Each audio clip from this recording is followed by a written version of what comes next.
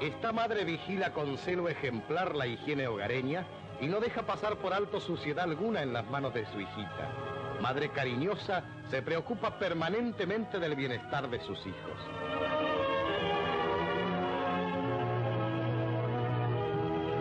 Pero desgraciadamente se le escapa un detalle. Señora, esa canilla abierta. Usted no ha pensado en los niños de otras madres. Agua, agua pura y cristalina, culminación de un costoso y prolongado proceso. No deje que escape a raudales de una canilla abierta por descuido. Ayúdenos, colabore para que sigamos disfrutando de este bien. No derroche agua. Cumplirá así un deber de solidaridad humana y contribuirá también a evitar que sea necesario medirla y cobrarla para garantía de los intereses de la comunidad.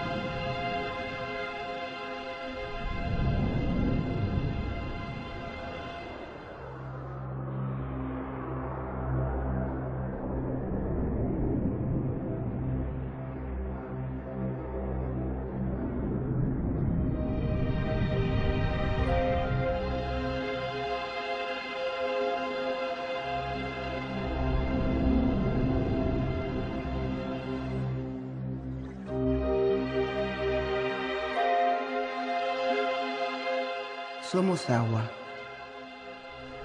El planeta Tierra está rodeado de agua.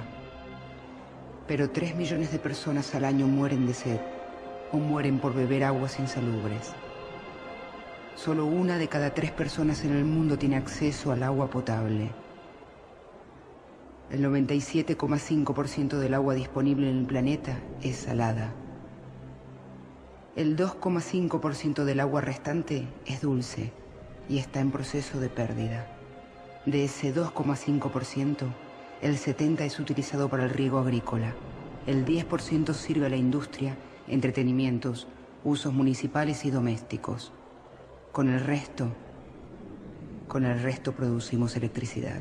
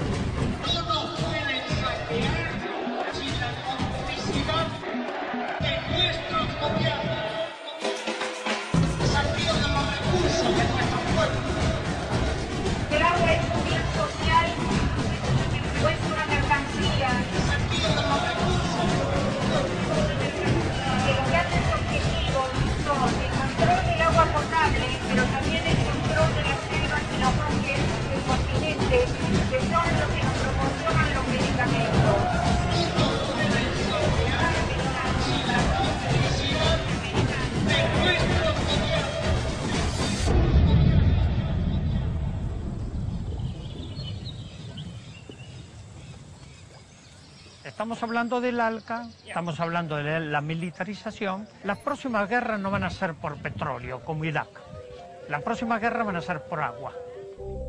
El acuífero guaraní está localizado en América del Sur, abarcando los 4 países del Mercosur.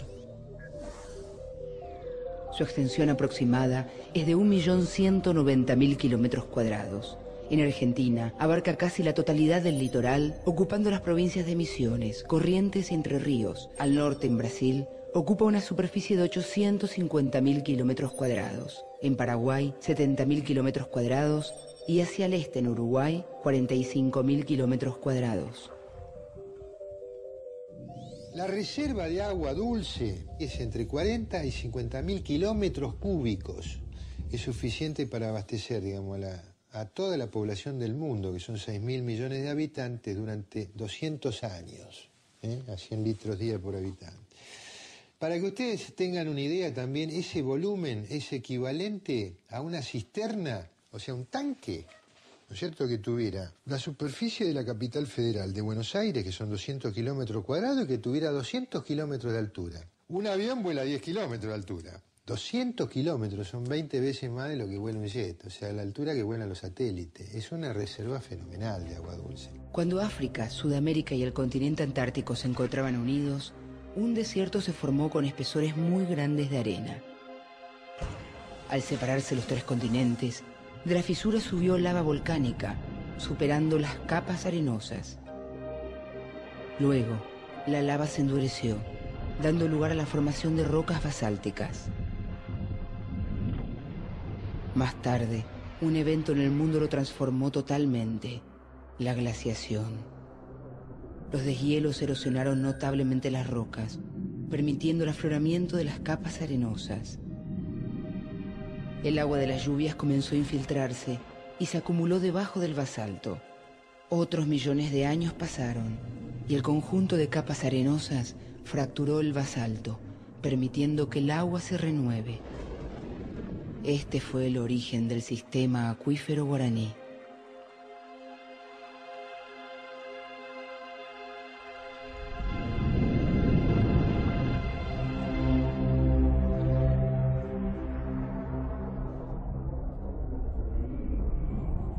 San Ignacio es una localidad que hasta hace muy poco tiempo no tenía desagües cloacales. La población, que era como de 5.000 habitantes, vertía en pozos absorbentes. Y si el acuífero aflora ahí y uno vierte los residuos domésticos, ¿no es cierto?, y cloacales en el subsuelo, son puntos de entrada de contaminantes al acuífero, cosa que hay que preservar. A los brasileros les resulta más barata la utilización del agua subterránea porque no requiere tratamiento, o sea, no hay que potabilizarla. Si bien los pozos son muy caros, perforaciones son muy caras, porque son profundas, a través del tiempo, digamos, de funcionamiento de la captación, resulta más barata que la captación de agua superficial por el tema del tratamiento. La contaminación es una posibilidad real, sobre todo en Paraguay, que se emplea mucho agroquímico, en sitios donde el acuífero está prácticamente aflorando. Encarnación hacia el este también, se cultiva soja, trigo, maíz. Ahí se emplea mucho agroquímico y ahí el acuífero está a poca profundidad. Por eso es muy importante poder evaluar la situación y el riesgo de contaminación a efectos de que no se produzca, digamos, por flujo, aguas abajo, la contaminación del acuífero en territorio argentino. Las pocas arroceras que actuaron acá usaban todos productos contaminantes y se veían mortandad de peces. Los lugareños contaban de la cantidad de frascos y de envases de esos insecticidas y herbicidas que una vez que los usaban los tiraban así, hacían pozos como para enterrarlos. Y todo eso, por las napas, terminaba en los canales y finalmente en el sistema.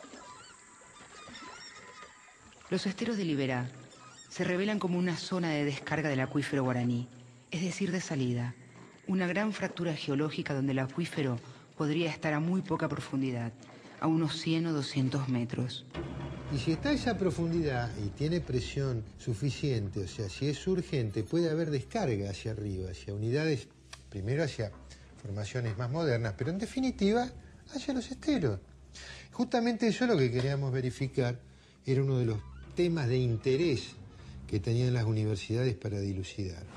Las reuniones se hicieron, hicimos actas, las actas se enviaron a las respectivas cancillerías de los 4 países, pero lamentablemente no tuvimos apoyo, digamos, gubernamental de ninguno de los 4 países, ¿no? Entonces, en el año 2000, después de 6 años de haber empujado el proyecto, se interesó un ente que se llama GEF, G-E-F, que es el Global Environment Facility. Ese es un organismo, digamos, integrado por los 7 países más industrializados del mundo, que tiene por finalidad financiar proyectos de desarrollo en los recursos naturales compartidos por otros países. En definitiva, es un fondo que aportan los países industrializados a fin de mitigar en parte, ¿no es cierto?, los daños que producen justamente por el desarrollo que tienen. Es un invento hecho en el último momento por Estados Unidos y Brasil, al que adhirieron muchos otros.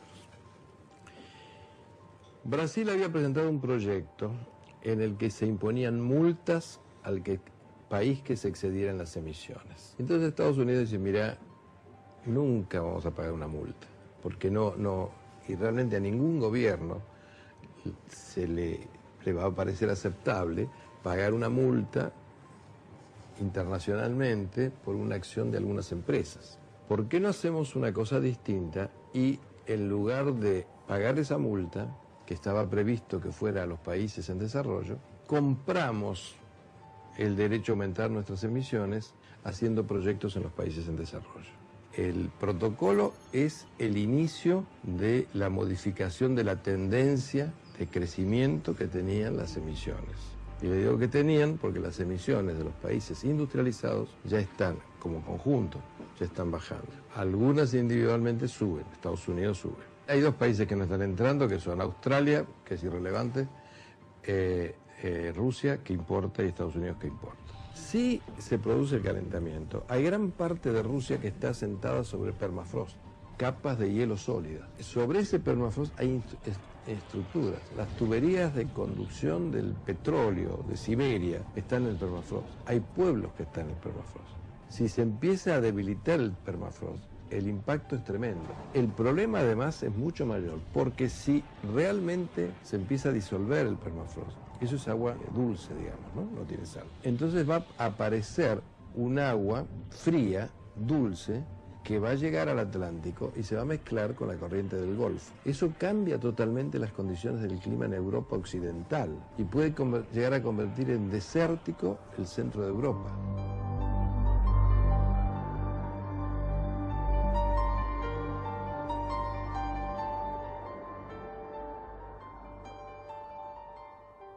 Bueno, el Banco Mundial concertó reuniones, fue acercando, digamos, los distintos puntos de vista sobre el estudio, investigaciones del acuífero, y lentamente fue desplazando a las universidades, esa es la realidad, ¿no es cierto?, que fuimos los que empezamos a trabajar.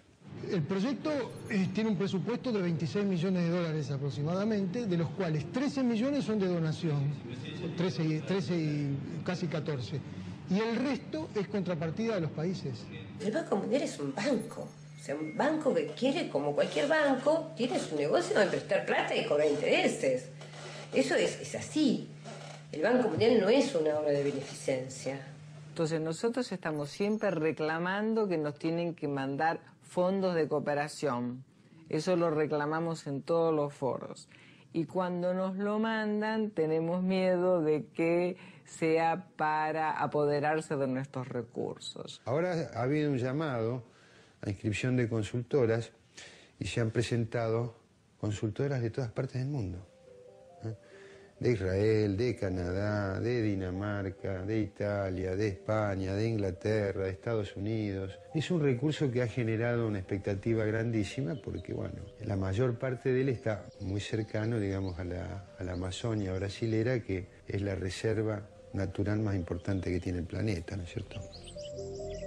Estos organismos internacionales aportan la mitad de los capitales que va a demandar ejecutar el proyecto en un plazo de 4 años. El monto total del proyecto es de 27 millones de dólares y ese 50% que aportan les garantiza acceder a esa información estratégica. Porque al tener el conocimiento tienen toda la posibilidad de orientar las inversiones hacia dónde, hacia un recurso estratégico que para ellos, para muchos de estos estados, hoy ya es escaso. A nivel mundial, el agua es un recurso, le diría que escaso en muchas zonas. En todos los temas ambientales siempre hubo una tensión entre los países desarrollados y los países en desarrollo, hay que reconocerlo.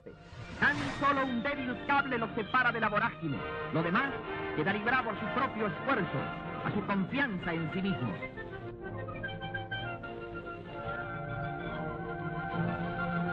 Las pruebas llegan a su fin. Sobre el incomparable panorama de las cataratas se despliega un enorme gallardete con los nombres queridos de Perón y Evita, sincero homenaje de estos atletas que arrostran a la muerte. En la zona de la Triple Frontera es el punto de carga y descarga de este acuífero guaraní. Es muy llamativo que con frecuencia se escucha al gobierno de los Estados Unidos alertar sobre el terrorismo internacional en la Triple Frontera. Yo quiero decir que hasta ahora no hay pruebas concretas de esto. Lo digo como ciudadana común, lo digo como integrante de la Comisión de Seguridad y Narcotráfico de este Senado, en donde hemos hecho numerosos pedidos para ver cuáles eran las pruebas concretas de una afirmación que es tan grave. No hay pruebas concretas.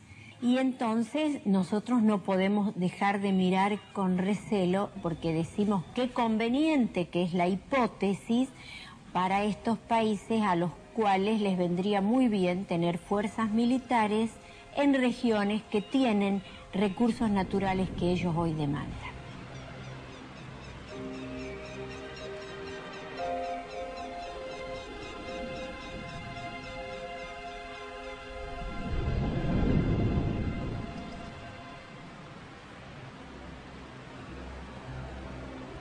Ana Esther Ceseña, doctora en Ciencias Sociales, propone la revisión de puntos estratégicos en el mundo a través de 3 mapas que superpuestos resultan reveladores. En el primero se localizan los sitios donde los Estados Unidos de Norteamérica tienen asentamientos militares con bases compartidas con los ejércitos locales o efectivos realizando ejercicios conjuntos.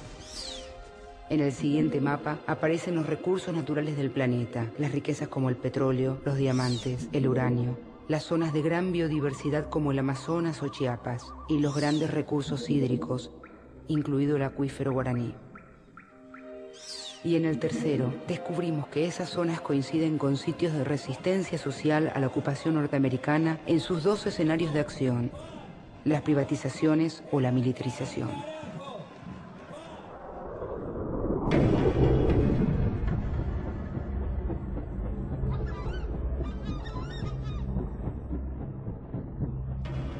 Al principio no se hablaba de eso, era un tema que no importaba.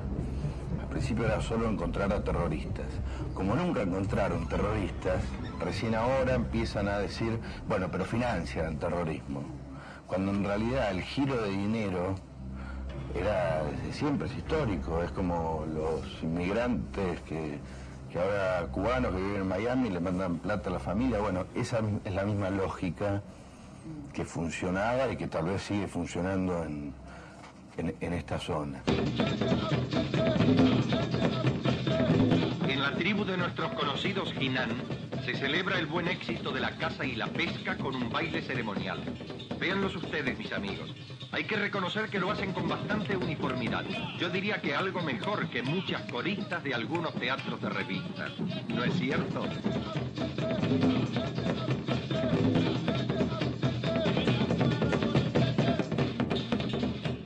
O primeiro árabe que nós temos notícia, ele passou por aqui, coincidentemente, a caminho de Buenos Aires, a caminho da Argentina, para voltar ao Líbano em 1894. Já em 1930, década de 30, já se via uma grande movimentação de mascates. Nós chamamos aqueles vendedores que traziam uma malinha com roupa, com iguarias, com muita novidade para o lugar, né? Então essas pessoas movimentavam naquela época a riqueza do comércio. Então iam de casa em casa vendendo suas coisas e traziam novidades, traziam informações, levavam notícias. Então era realmente um papel, fazia um papel de uma internet hoje. Eram seres humanos que eram internet nos anos 30. Já em 1950, as primeiras famílias árabes se instalavam aqui, quando Foz do Iguaçu ainda não era realmente essa cidade que é hoje. De la época de Clinton, del gobierno de Clinton, había toda una hipótesis que era la de los países parias, que eran Irak Irán y Corea del Norte, el eje del mal. El eje del mal fue como lo bautizó ya la administración Bush. En la administración Clinton se llamaban los países parias. Se los veía como países peligrosos para Estados Unidos. Entonces uno piensa, realmente, seriamente pensar que cualquiera de esos países es peligroso para Estados Unidos, es como pensar que nosotros somos peligrosos para Estados Unidos. Es un disparate. Pero, digamos, eran políticas de preparación para una determinada doctrina, y una doctrina militar, por eso yo hablo de una estrategia general, por eso hablo de un reformateo del mundo. Bueno, sí, en realidad desde te diría el 97, 98, cada vez que viene un gringo con cargo, habla de la Triple Frontera y dice que ahí es cueva de terroristas, pero hubo un cambio de discurso en los últimos años, porque al principio era células dormidas, 97, 98, 99, 2000, 2001, 2002. En los últimos meses ahora cambia y es financiamiento. Presionan a los otros países para que impongan políticas de seguridad.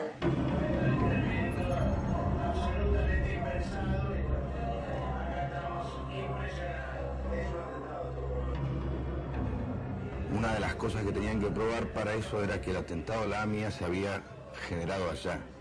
Era como la prueba viviente de que esto era así. Hasta el día de hoy no se probó eso. La principal hipótesis dice que los explosivos vinieron de Triple Frontera.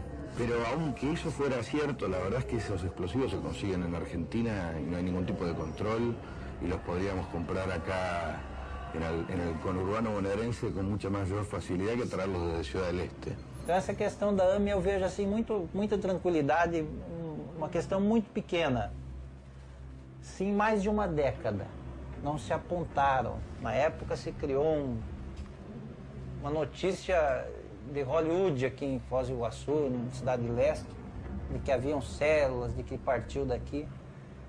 E eu vou dizer para vocês, se em mais de uma década não se encontraram os culpados, só tem duas razões: ou incompetência ou conivência. Então essas pessoas que buscavam, ou que buscam, ou que criaram essa situação, elas ou deveriam ser afastadas ou penalizadas, coisa que nunca aconteceu também. Então não tem outra explicação.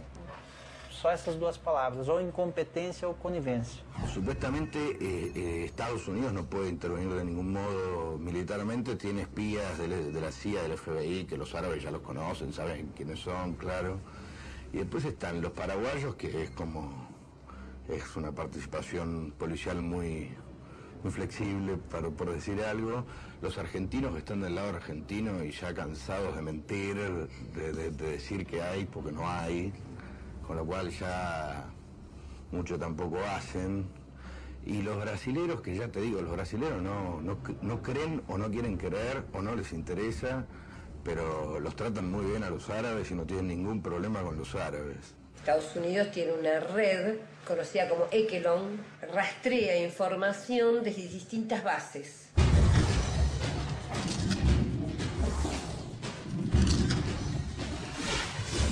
Realiza una especie de barrido informativo, todo lo que en otra época se llamaba espionaje, todas las agencias de inteligencia que procuran información con respecto a estos recursos.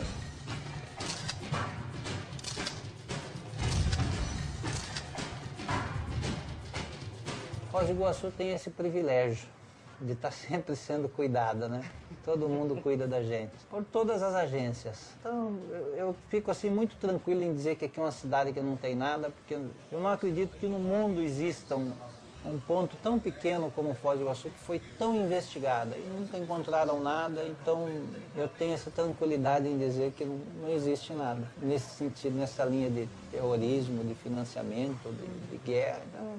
Uma grande bobagem, uma grande tirada política para alguns, né? E é uma grande fonte de arrecadação de dinheiro, porque quando você fala em terrorismo, fala em problema, sempre alguém financia para que você vá procurar se existe mesmo. Então é uma maneira que no Brasil a gente chama de malandragem. Pelo potencial comercial que existe nessa região, acabou sendo um problema junto com a solução, que é o comércio, mas é um item do problema.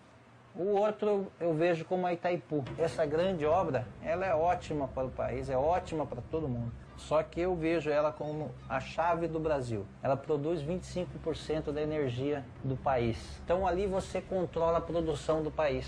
Então grande parte dessa energia é energia que produz. Então o Brasil toma muito cuidado com Itaipu, cuida muito bem dela e deve, eu acho até que deveria cuidar mais ainda dessa grande obra que é Itaipu, porque é algo tangível, algo palpável, alguém pode pegar.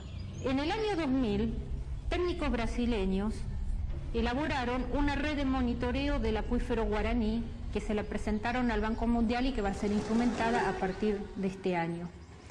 Esta red implica no solamente el monitoreo de pozos, de gasoductos, de oleoductos si los hay, de hidrovías, de rutas de acceso, de ciudades, cuál es el ambiente social y económico que tienen estas ciudades, mapa de población. Con esta red de monitoreo, Brasil entregó alegremente al Banco Mundial todo el control del acuífero Guaraní, por supuesto que ayudado por la desidia paraguaya, la desidia uruguaya y la desidia argentina, que no dijo absolutamente nada. E o outro ponto que eu vejo que realmente é o objetivo, eu vou chamar de primeiro mundo, para não dizer um outro nome, seria o aquífero Guarani. Eu acho assim que o aquífero Guarani é o ponto principal dessa questão de estar esse sufocamento nessa região. O petróleo agora do futuro vai ser a água. E no mundo aqui está o maior reservatório de água doce, água potável que existe. Pega uma grande área do Brasil, Paraguai e Argentina. Então essa riqueza também é um objeto de desejo, vamos dizer assim, das grandes potências, porque já destruíram o que tinham. Então eles estão agora nessa caçada desse reservatório.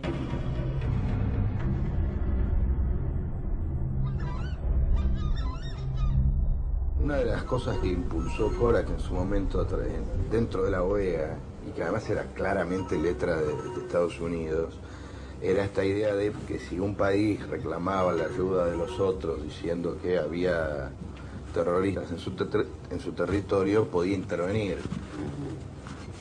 Lo hicieron de una manera muy ambigua, pero sí, Paraguay, pero bueno, eso también abrió el tema Colombia, con la FARC y demás. Si Paraguay se le ocurre pedir a Estados Unidos que le ayude a erradicar a los terroristas en Ciudad del Este, legalmente puede hacerlo. No sé cuánto se podrían quejar Brasil y Argentina que firmaron ese acuerdo. Não existe terrorista quando você defende o seu país, a sua pátria. Hezbollah nunca operou fora do Líbano. Então, se eu invadir sua casa e você se defender, você se torna um terrorista? É uma pergunta que eu tenho que fazer. O Líbano nunca invadiu ninguém, ele foi invadido. Os palestinos nunca invadiram ninguém, foram invadidos, assim como está sendo o Iraque. Esto que salió el otro día en La Nación, que es que en Brasil el Senado, por unanimidad o por mayoría, aprobó un proyecto de ley por el cual el ejército va a ocuparse de los temas policiales, como es luchar contra el narcotráfico en la favela de La Rosiña, o en cualquier lugar donde haya delincuencia y criminalidad. Esto es un cambio importantísimo a nivel de seguridad. Agora, se nós vivemos dentro da Argentina ou dentro do Brasil, temos nossos problemas. Agora, na Argentina tivemos há pouco tempo o panelaço. Eu não aceitaria que os Estados Unidos ou outra potência qualquer viesse bombardear o povo ali na praça, perto da Casa Rosada, porque estão lá fazendo um panelaço. E foi exatamente isso que aconteceu, né? De um lado, às vezes, pelo poder, do outro lado, às vezes, pelo interesse econômico, mas foi exatamente isso que aconteceu. Tenés una conversión real de las Fuerzas Armadas en policías. ¿Y quién te dice que no? ¿Para qué si van a hacer finalmente, con la experiencia argentina, podemos pensar, bueno, si van a luchar contra el narcotráfico solamente o si hay una resistencia social con respecto a una privatización o con respecto a algún tema? ¿Quién nos dice que el ejército no va a actuar? No es temor, es una certidumbre. Está el Plan Puebla-Panamá para Centroamérica y Caribe, donde Estados Unidos está instalando las bases militares y el control regional para apropiarse de los recursos.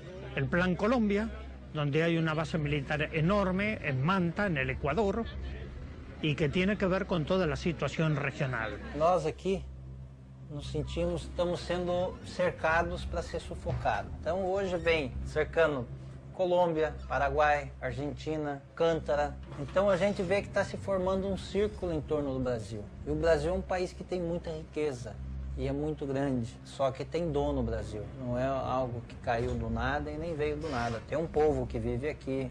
É um povo que desenvolveu esse país. Tanto que o Brasil hoje ele não pode nem pagar a sua dívida externa, né? Então é uma maneira de estar se ganhando dinheiro fácil. Vai sufocando o país, vai sufocando e cada dia mais. Então ele aperta um pouco hoje, aí ele alivia. Quando ele volta a apertar de novo, ele já apertou um pouquinho mais. E vai indo até romper o país. Exemplo aqui ao nosso lado, a nossa vizinha Argentina passou por isso há pouquíssimo tempo, né? Ainda não se fecharam as cicatrizes desse sufocamiento.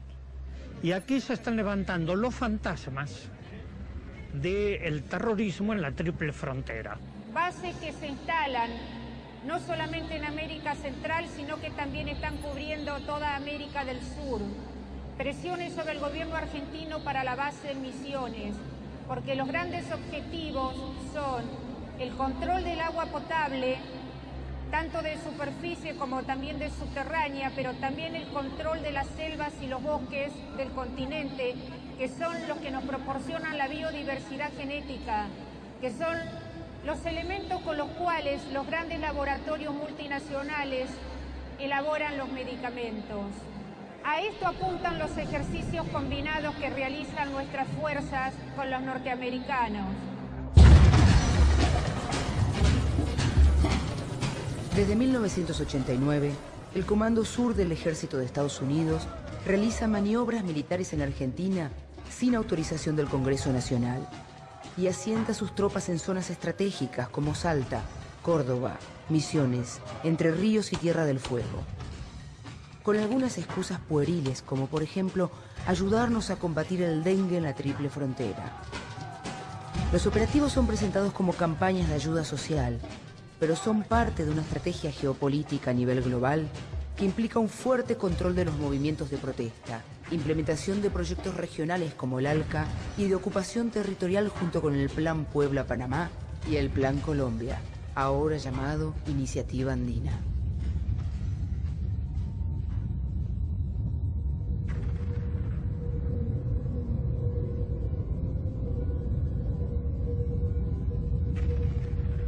Algunos pensaron la energía nuclear para la destrucción. Otros, en cambio, supieron aprovecharla para la paz y el progreso.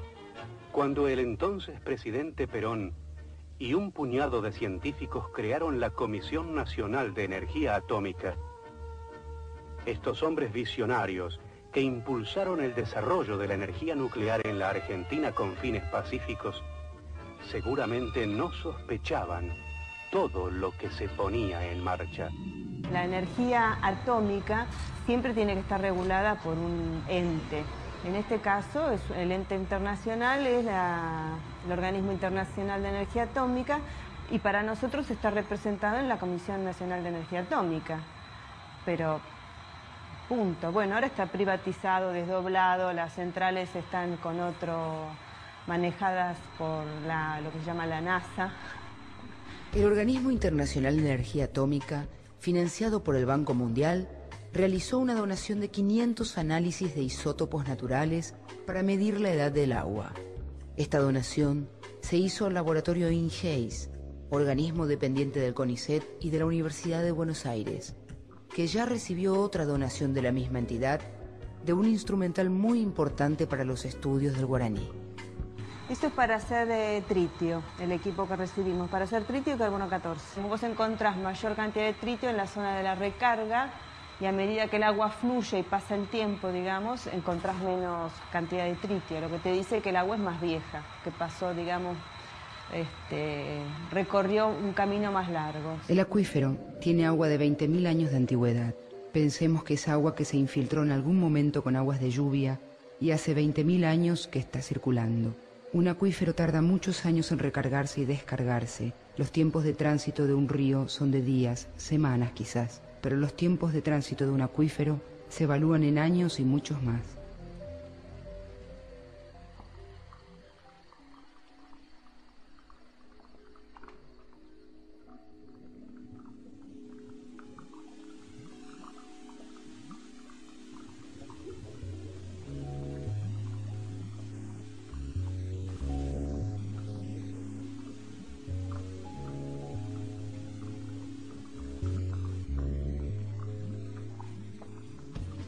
Las aguas con temperatura del acuífero Guaraní pueden ser utilizadas para fines industriales o para sustituir combustibles fósiles por energía geotérmica, pero en nuestro país solo son explotadas por el turismo termal.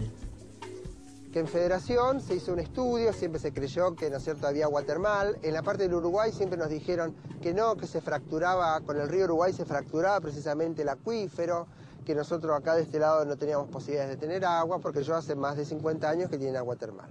Se hizo un estudio de minería, ¿no es cierto?, que en ese momento lo hizo YPF, porque ellos hacían buscando petróleo, lo hacen. Y bueno, y ahí se detectó que había unas posibilidades muy grandes de tener agua termal. Realmente se tomó la decisión, la tomó Federación, que fue a la cabeza, en hacer el pozo termal, con un endeudamiento realmente monstruoso para el momento, porque costó $1,5 millones traer la empresa desde el norte de Brasil para que hiciera el pozo. Fue una cosa muy arriesgada, porque realmente si no salía agua termal, se tenía que ir, es el que estaba. A eso que llaman aguas termales, ¿no? En realidad no son aguas termales, porque las aguas termales son aquellas que tienen una temperatura distinta de aquella que le correspondería de acuerdo a la profundidad que está. Pero de cualquier manera, bueno, es agua que, claro, se vuelca en una piscina, ¿no es cierto? Y en pleno invierno uno puede estar bañándose a la intemperie con una helada fenomenal en el mes de julio, porque el agua, claro, el agua tiene 40 grados, sale del pozo con 40 grados, en la piscina tiene 30, 32 grados, está fenómeno ahí adentro, ¿no es cierto? Una vez hecha la extracción, el agua no dejará de salir, y lo que no se utilice para fines termales será desechado a un arroyo y luego a un río, donde se mezclará con aguas contaminadas, perdiendo todas sus propiedades. Lo ideal sería que haya una ley que diga, no, miren, ustedes no pueden hacer un pozo tan cerca, primero porque si se hacen 2 pozos tan cerca empezamos a perder presión del agua de surgencia. Y segundo, tenemos que decirle, bueno, desarrollen otra actividad que sea complementaria a lo que es el desarrollo turístico de Chajarí. Porque si no, estaríamos nosotros incurriendo en decir, bueno, hay un pozo al lado del otro, hacemos una diversificación de la oferta, la gente no sabe bien dónde ubicarse, y de pronto lo que tiene es que con el año no son sustentables, no son sostenibles en el tiempo, y comenzamos a tener los graves problemas como han tenido otros centros turísticos que han querido desarrollarse y no han podido. Conclusión, ¿tenemos norma o no tenemos norma para los recursos subterráneos? Sí tenemos normas. ¿Cuáles son las normas? ¿Hay norma especial? No, no hay norma especial. ¿Hay norma especial para el acuífero Guaraní? No hay norma especial para el acuífero Guaraní. ¿Hay norma especial para los recursos subterráneos en general? Tampoco la hay. Nuestra Constitución, en su artículo 41, establece que todos los recursos de agua del territorio nacional serán declarados recursos estratégicos nacionales y pertenecerán exclusivamente al patrimonio de la nación argentina.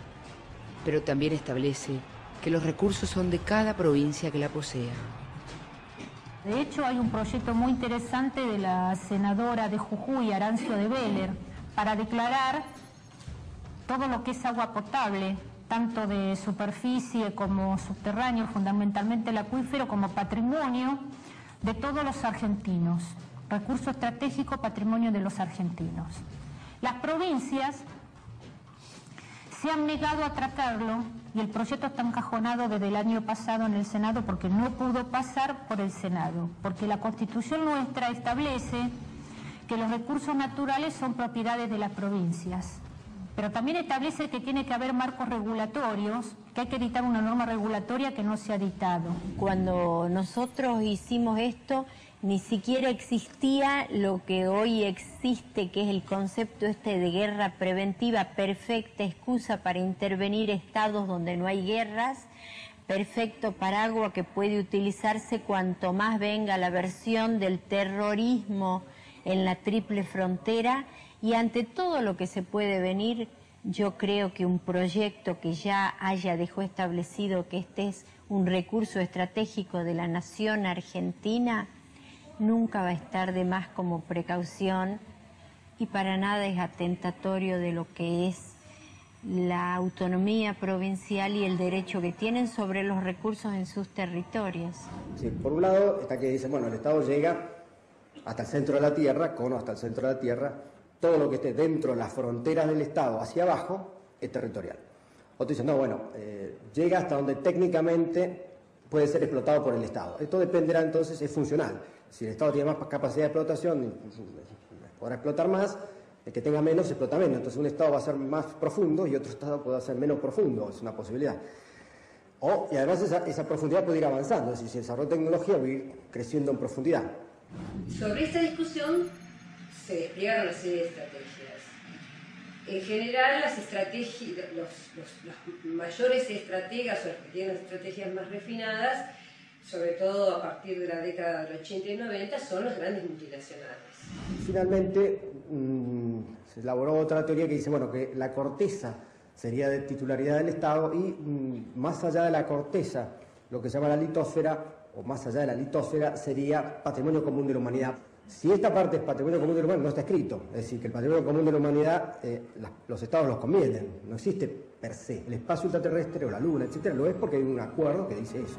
Los fondos marinos lo son porque hay Convención de las Naciones Unidas sobre el Derecho del Mar que así lo dice. Es decir, los estados han convenido. Aquí no hay nada convenido. Todo lo que hacían Neil Armstrong y Michael Collins en Buenos Aires estaba ahí, pero también estaba en otro tiempo y en otro espacio.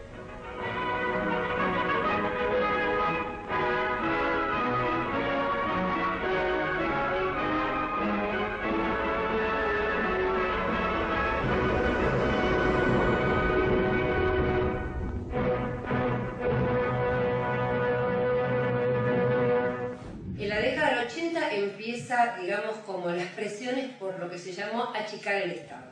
O sea, los estados se suponían ineficientes, sobre todo los estados en los países subdesarrollados, y por lo tanto había que achicarlos. Cada vez menos injerencia de los estados, del gobierno en los bienes de servicio, transporte, telefonía, agua, etc. Se los califica de ineptos, entonces se va achicando el Estado. En la década del 90, claro, aparece el problema de cuando hay que hacer reformas, cuando hay que modernizar, los estados achicados no tienen dinero. Por lo tanto, ¿a dónde hay que recurrir? A los créditos. Aparecen entonces los organismos multinacionales de crédito con una serie de paquetes de préstamos en los que se exige, por supuesto, la privatización.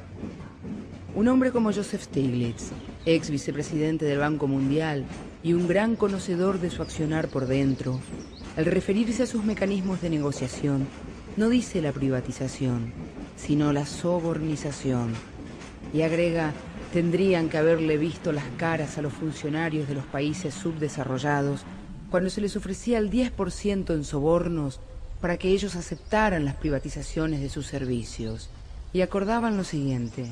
¿Qué decirles a los pobres ciudadanos para convencerlos, además de que los estados son una porquería y no sirven para nada? Les iban a decir que era una de las exigencias del Fondo Monetario Internacional para prestar dinero o para renegociar la deuda y que sin esta exigencia no se podía seguir adelante. Las cataratas siempre son un proceso de retroceso, lo que pasa es que con tiempo geológico, no tiempo humano. Y todas esas rocas, si te fijas, tienen cantos agudos. Están erosionadas por el agua, pero son desprendimientos de arriba, son fracturas de arriba, ¿no? Todo esto se va a ejecutar en base a licitaciones. Va a intervenir la actividad privada y se le va a exigir, por supuesto, resultados concretos, muy rápidos y muy eficientes. Esas licitaciones incluyen arreglos de hermandad entre las agencias involucradas en el proyecto para beneficiar a por lo menos 40 gerentes del agua o lo que ellos llaman tomadores de decisiones.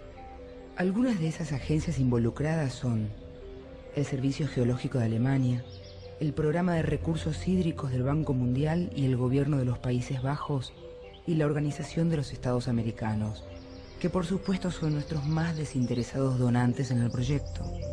Y el Fondo de la Ciudadanía, que ya se está evaluando, se han presentado 82 propuestas de ONG para diversos estudios, especialmente en el ámbito social para el acuífero. O sea que todas estas presentaciones han sido exitosas, ha habido una gran respuesta, y lo cual nos asegura buenas elecciones y buena calidad de productos. El objetivo es colocar lo que ellos llaman actores claves, que siempre son sus ONG conservacionistas, para luego transferir los servicios hídricos al sector privado. Este sector está dominado por las grandes corporaciones del agua, y en nuestro país, el servicio de agua potable se concesionó a la multinacional francesa Suez Lyonnaise des Eaux por 30 años. Entonces estábamos con una empresa que no era una empresa realmente problemática, que necesitaba una modernización, y se da gratis, se da una concesión por 30 años absolutamente gratis, con 2 requisitos. Ganaba la licitación aquel que diera la menor cifra de tarifa y que prometiera mayores inversiones. ¿Qué se hizo? Antes de ceder la empresa estatal a la empresa privada, hubo 4 aumentos de tarifa. O sea que después la empresa privatizada, la empresa privada, efectivamente hace una reducción, pero se había aumentado 4 veces. Y eso es lo que nos espera si entramos al ALCA, porque todo está íntimamente relacionado con el ALCA. En cualquier caso que haya que dirimir un diferendo, se ha firmado previamente que estos diferendos se dirimen en un tribunal internacional que donde está en el Banco Mundial. O sea, son jueces y parte, y socios e inversores del mismo proyecto. Ese tribunal que se llama CIADI.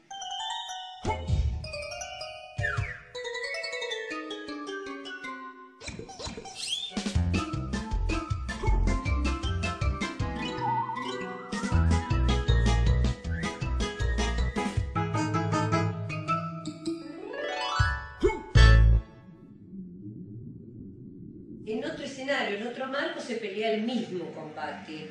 Si nosotros firmáramos el ALCA en los términos que quiere Estados Unidos a fin de año, hay un acuerdo por el cual lo que se llama genéricamente servicios, y que incluye la salud, la educación, la información, el agua, dejarían de ser considerados bienes sociales para ser considerados mercancías. El Estado perdería todo tipo de injerencia o intervención. Y, por ejemplo, en caso de querer compensar a un sector de gente pobre que no pueda pagar el agua y decidiera subvencionarlos, sería considerado competencia desleal.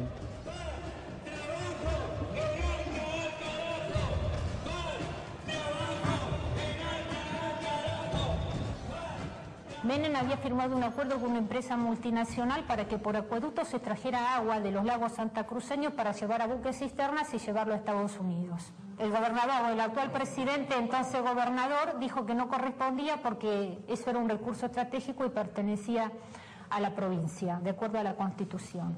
La provincia de Santa Cruz fue demandada ante la Corte Penal de Nueva York, porque esa era la corte que había aceptado en caso de controversia el gobierno argentino, a pagar 28 millones de dólares. La sentencia ha sido apelada, todavía no se sabe el final. Porque muchos hacen hincapié en los aranceles. El tema no es el de los aranceles y de los subsidios. La parte peligrosa del ALCA está en los capítulos que no se tratan abiertamente, en los que están escondidos, ¿en qué son? Los de competencia, los de inversiones, los de solución de controversias, que establecen que un gobierno debe permitirle a una empresa multinacional invertir en donde se le ocurra. Por la solución de controversias, los gobiernos nacionales renuncian a dirimir bajo leyes propias todo problema que tenga con una empresa multinacional y aceptan como árbitro a la Corte Penal de Nueva York. El zorro cuida a las gallinas.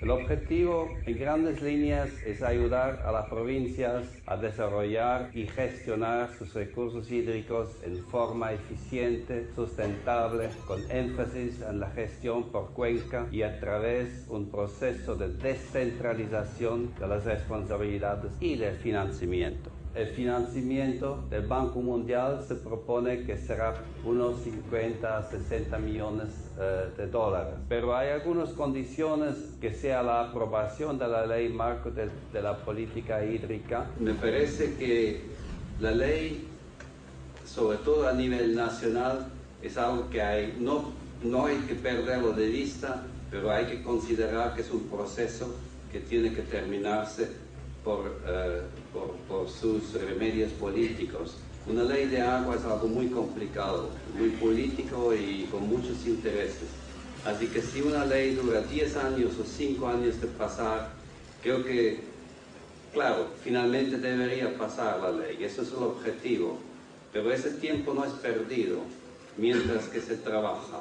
Claramente, el Banco Mundial está hablando de moldear las legislaciones hídricas nacionales y provinciales para que faciliten los programas de inversión privados sobre los recursos estratégicos. Entiéndase, el endoso de los gobiernos para transferir la gestión y usufructo del agua a modo de concesión. Va a haber un fuerte énfasis, como dijo Peter, en el primer tramo del financiamiento, en poder llegar a hacer realidad todas esas medidas, concretar esas medidas no estructurales. Es una palabra, en vez de decir, cuando usted esté listo para afrontar lo que se necesita para llevar adelante una obra, venga y avísenos. No, la idea es lo contrario, es decir, lo vamos a ayudar a ser elegible.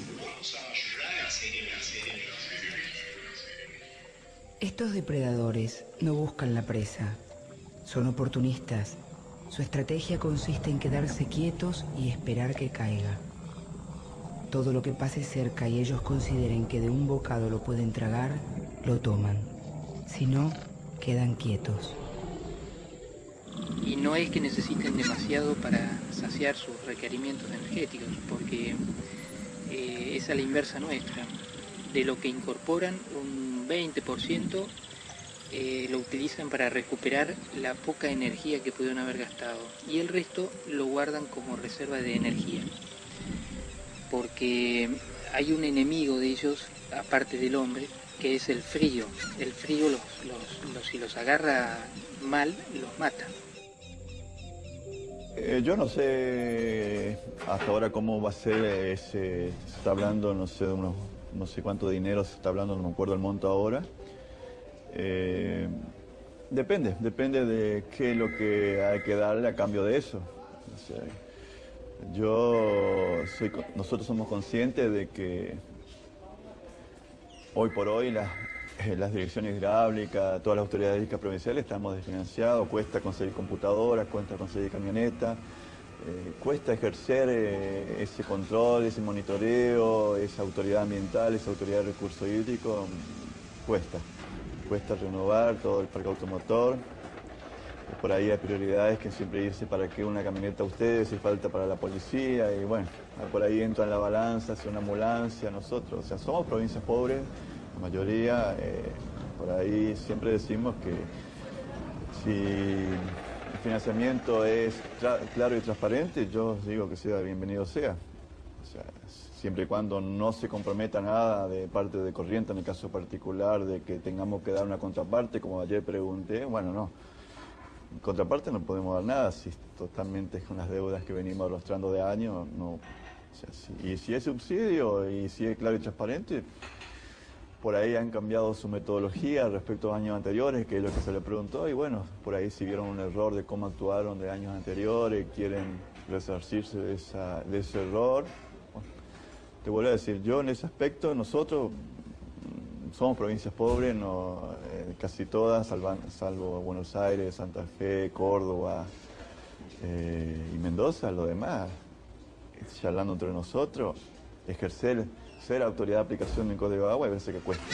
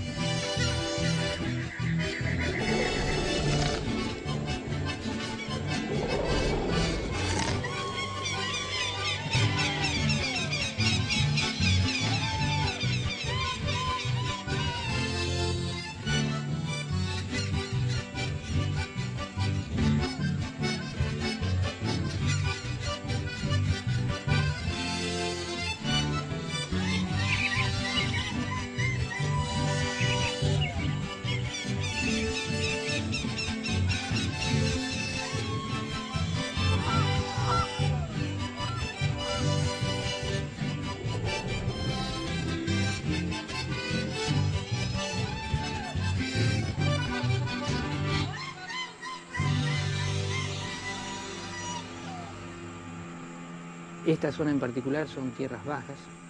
Ese tipo de suelo se denomina malezal, porque en épocas de lluvia junta agua, pero playo. ¿Esto es tierra firme? No, esto es embalsado. Ahora, en la medida que nosotros de tierra firme nos dirigimos hacia el sistema Iberá, hacia el estero, va aumentando la profundidad. Entonces, de lo que puede ser eso denominado malezal, nos encontramos con otra formación que es el bañado. El bañado es un lugar relativamente profundo, que no tiene agua permanente, o sea, en épocas de seca se seca, y que tiene un tipo de vegetación que es apetecible por el vacuno, o sea que son sectores que según en qué momento pueden ser o no aprovechados por el ganado. Después del bañado ya sigue algo más profundo y comenzaría lo que es el estero. Y después del estero ya viene la laguna o el canal. Es todo por una cuestión de profundidad.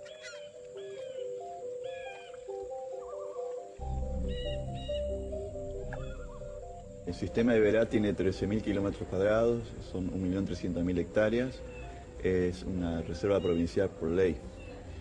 Pero esa reserva provincial tiene propiedades privadas.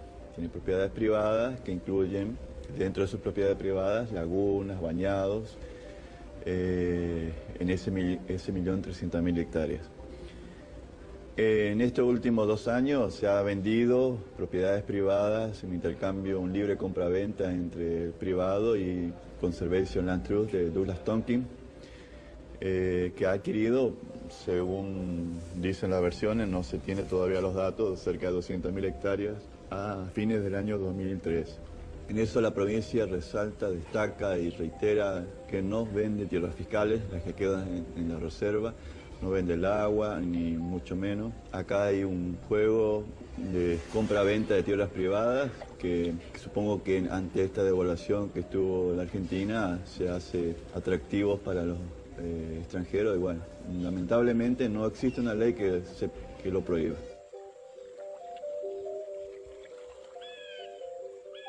Tompkins es un americano que hará cosa de unos 12 años empezó a comprar campos acá o sea, sé que ha comprado en Chile, en el sur y qué sé yo, pero acá en la zona, en lo que hace al sistema Iberá, comenzó comprando campos. Aparentemente la intención de este hombre es o destina estas tierras a conservación de áreas naturales. Lo que uno puede ver de aquí aparentemente es eso. Yo el caso más cercano lo tengo acá nomás a unos pocos kilómetros, que es una estancia que le compró, se llama El Socorro, le compró a los Blaquier, estamos hablando de unas 50.000 hectáreas, y bueno, este hombre lo que por ahora está haciendo apunta así a conservar y preservar ese área natural, ¿no? Con un importante detalle. El Banco Mundial aporta los fondos para la infraestructura de estos parques y reservas y deposita el dinero en fideicomiso en organizaciones ambientalistas. La explotación comercial de estas tierras y sus recursos estará en manos de sus propietarios. Tenemos más o menos a 3.000 metros, tenemos una estancia que compraron son señores de Canadá, totalmente ya no son argentinos, y quieren comprar también más. Lo que quieren es más campo, que ellos la última vez que ofrecieron acá era en 1.000 pesos la hectárea y que ellos no les ningún problema, lo iban a pagar. Y diga que son los dueños, son de acá de Curuzucatía, que tienen arrocera y bueno, pararon un poco y bueno, si no vamos a y vender todo a extranjeros, porque yo creo que los argentinos también podemos trabajar y salir adelante. No sé si la plata de los demás vale. En la zona de Mercedes hay un suizo que compró, después hay otros americanos que compraron sobre este mismo sistema a la altura del río Corriente, que están haciendo pesca. Digamos, no es al estilo de Tompkins, que estamos hablando hoy de algo así de 180.000 hectáreas. No es una chacrita. Y si puede, compra más. O sea, no compra porque no tiene quien le venda, pero lo que no tiene límites muy precisos es la reserva en sí. el tema de las propiedades privadas es que dentro de ese límite de la reserva quedan incorporadas tierras privadas. Todo propietario que esté dentro de la reserva, digamos, debería someterse a aquellas restricciones que implica el estar dentro de una reserva en cuanto a conservación y preservación de la fauna, la tierra, lo que fuere. Eso, llevado a la práctica, es bastante difícil porque el productor quiere seguir sacándole rédito a la tierra, entonces sigue haciendo su arroz, su forestación, su ganadería, y todo en detrimento de esa conservación. Porque, digamos, se puede hacer todo un manejo sustentable del tema cuando hay una buena planificación. Pero ¿qué ocurre? A un productor, de repente, que tiene que hacer arroz, por ejemplo, con las reglas de juego del mercado, es como que lo inducen a que él tenga que hacer una diferencia con respecto a sus otros colegas productores que quedaron fuera de la reserva y no, digamos, no está en igualdad de condiciones, porque a él de repente lo obligan, o por lo menos no es que hoy lo obliguen porque no se está aplicando con toda la fuerza de la ley, pero de hacerlo, él quedaría obligado de repente a usar productos orgánicos, o sea, no contaminantes, mientras que los que están fuera de la reserva podrían seguir usando los productos agroquímicos de toda la vida que contaminan. Esos productos no contaminantes son carísimos, o sea que él ahí tiene, digamos, una posición bastante desventajosa con respecto a los demás y al mercado ni que hablar.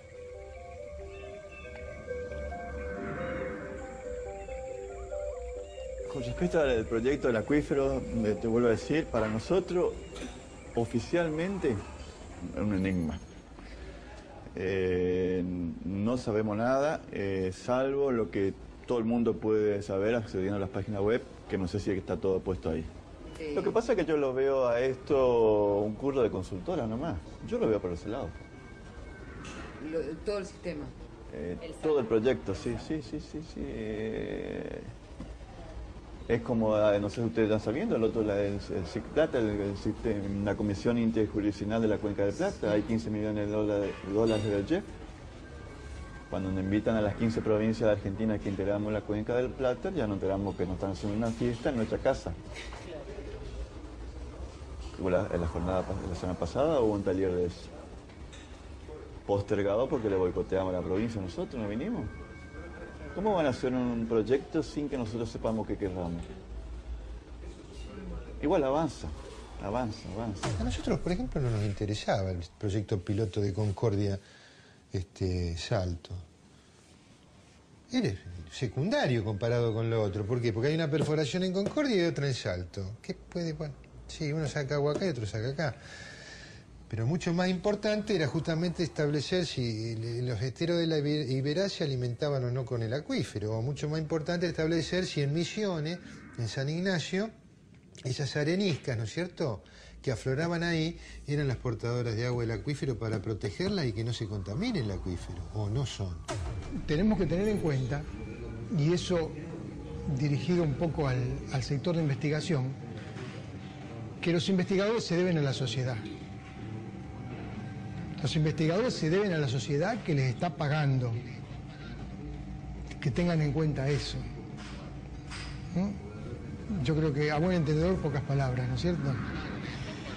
Quiero creer que los científicos de nuestras universidades actúan de buena fe, quizás como los sueldos son buenos y en este país la educación está tan devaluada y los sueldos son tan bajos de científicos, de docentes, ya sea de escuela primaria, secundaria o universitaria. Quisiera creer que es de buena fe, pero yo no creo que los científicos ignoren qué es el Banco Mundial, a quién responde y qué representa. Muchas reuniones, viste, todo muy lindo, se discutía en las reuniones, pero después todo pule galería. Porque la de verdad que después se sentaban ellos, ya una gringa de no sé qué origen tiene, alemana, a Karin Kemper, y escribía ella las cosas, viste, con otros 2 o 3 de allá y algunos de las consultoras, no sé, pero Vos discutías, viste, proponían los representantes de los países, pero después, viste, la realidad es como decís vos, como los árabes. O sea, yo lo que sé es que todo el terrorismo era un blef. ¿Para qué? Es tu tarea averiguarlo. La verdad que no lo sé. ¿Sos terrorista? No, agora estoy de férias. Estoy de vacaciones. También se dijo en un momento, dentro de las versiones extrañas, le repito que he escuchado, que hubo un artículo de alguien que decía que todo lo de la triple frontera en realidad era un pretexto de países desarrollados que querían llegar al acuífero guaraní por ese medio. Lo menciono para que vea usted la cantidad de versiones a las cuales da lugar el acuífero, pero sinceramente no hay absolutamente ningún asidero de semejante versión, que por suerte no ha cundido, así que me alegro. En la Cancillería ha decaído fuertemente. El canciller ha hecho hace poco un documento sobre política exterior donde no se toman en cuenta los temas del medio ambiente. Nos están imponiendo el pensamiento único, que no hay salida en esta globalización de las políticas de los mercados y de los grandes intereses y corporaciones.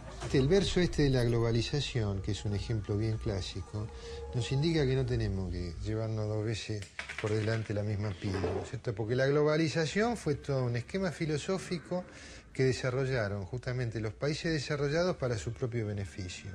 Según Naciones Unidas, en el año 2025 va a haber el 56% de la demanda va a ser superior a la oferta de agua. Esto es un dato, digamos, preocupante, que nos lleva directamente a decir, bueno, si esto va a ser tan escaso, ¿cómo va a ser la pelea por ese caso, no? A mí lo que más me duele es que terminamos siempre, digamos, jugando de la misma manera. Preparamos las cosas, ¿no es cierto? Y después resulta que tiene que venir un foráneo, en este caso una institución como es el Banco Mundial, que por otra parte es la que nos ha metido en este embrollo que tenemos de endeudamiento fenomenal, ¿no es cierto?, como país, y fijar las pautas, ordenar la cosa. También con gente nuestra, porque la mayoría de los que integran el proyecto son de los países que están interesados en este trabajo, de los 4 países. Pero de cualquier manera nos tienen que ordenar, ¿no es cierto?, el juego en este planteo académico, científico, desde afuera, cuando nosotros podríamos haberlo ordenado perfectamente desde adentro, ¿no? Pero bueno, hay un refrán que dice que nadie es profeta de su tierra.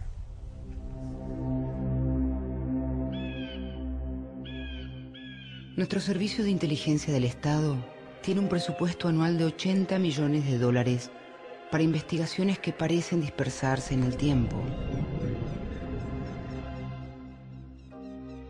¿Por qué nuestras universidades no pudieron obtener tan solo $6,5 millones para completar los 27 millones que demanda el estudio del acuífero guaraní entre los 4 países del Mercosur? Un estudio que nos posiciona entre los países más privilegiados, con una proyección de abastecimiento de agua potable para todo el planeta por 200 años. Pero hemos vuelto a recurrir a organismos financieros internacionales. Tendremos quizás que resolver la pregunta provocadora de las ciencias: ¿por qué si podemos recordar el pasado, no podemos recordar el futuro? O por lo menos, anticiparlo.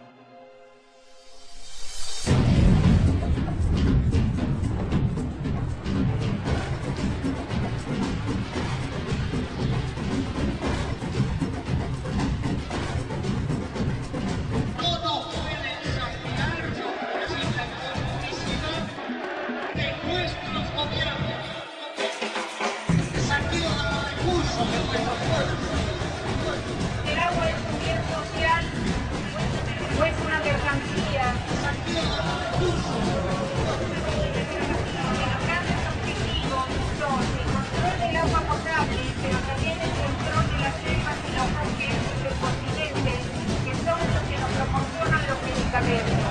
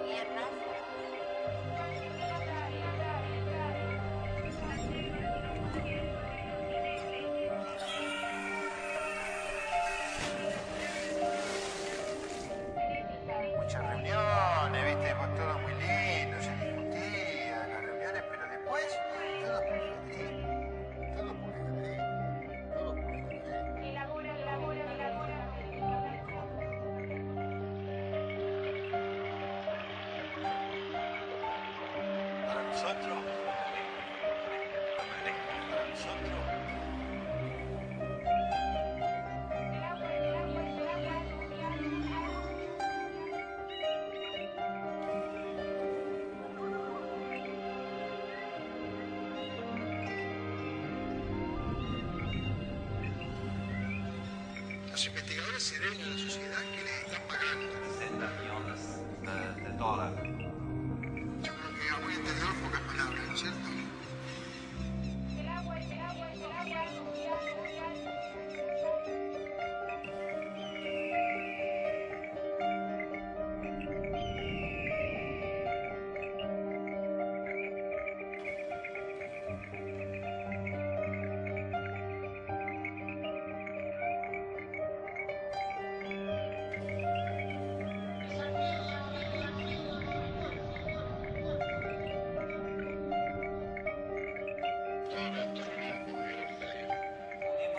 Invadiu ninguém, ele foi invadido.